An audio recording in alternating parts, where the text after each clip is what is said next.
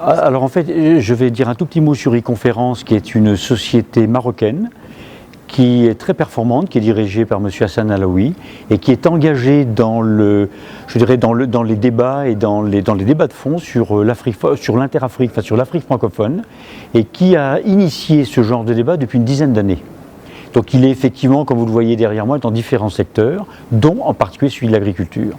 L'agriculture, alors le thème qui a été motivé cette année, où on s'aperçoit qu'on rejoint un petit peu les thèmes qui sont liés à la COP22, COP21, COP22, sur la durabilité et sur en particulier la transformation agricole, l'accélération de cette transformation de la production au service de l'Afrique. Alors ce qu'on peut retenir très concrètement, c'est difficile à résumer tellement ça a été riche. Vous avez vu ces 2 jours qui ont été résumés dans cette dernière table ronde qui aurait pu faire 2 jours à elle toute seule.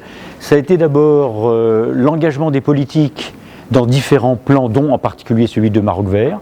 Donc je dirais la place incontournable pour développer la place du secteur agricole d'un engagement politique.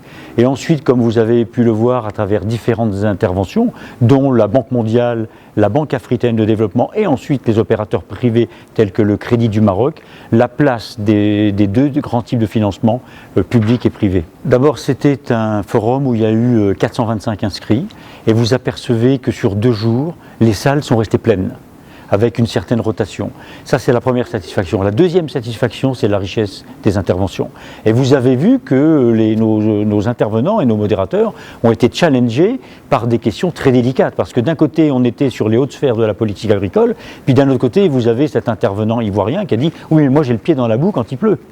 Et moi aujourd'hui, quel est mon problème? C'est de savoir à quelle porte frapper pour avoir un crédit. » Donc le crédit du paysan, du petit paysan, le président de la fédération était là, il a dit « Moi je suis un petit paysan, où est-ce que je vais chercher des aides pour avoir un crédit? Et est-ce qu'on peut t'appeler directement à la porte de la BAD ?» Et bien sûr la réponse est beaucoup plus compliquée, puisque la BAD soutient des politiques gouvernementales qui elles-mêmes après interviennent concrètement sur le terrain. Alors le choix de la Côte d'Ivoire, ça témoigne tout simplement de l'engagement des autorités ivoiriennes dans les différents secteurs de ces conférences et sur leur attachement à ce que le débat se passe ici. Donc aujourd'hui, le débat pour l'instant se déplace dans 3 pays, le Maroc, le Sénégal et la Côte d'Ivoire. Et il y a un très très grand attachement des autorités de Côte d'Ivoire à ce qu'il y ait des conférences soient aient lieu ici. Alors moi personnellement, en tant que président d'un forum, c'est pas moi exactement de répondre à ça. Donc je me fais un peu le porte-parole de la salle. Et dans la salle, vous avez entendu en particulier la représentante d'une fédération féminine dire ce qu'on attend, c'est un engagement plus concret et plus présent, je dirais, des dirigeants politiques, que ça soit dans le domaine agricole ou peut-être même d'une manière plus générale.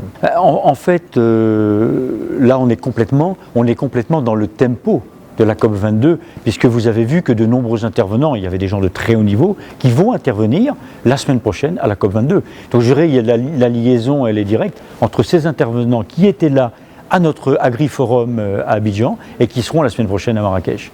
Le lien, ce sont les grands intervenants.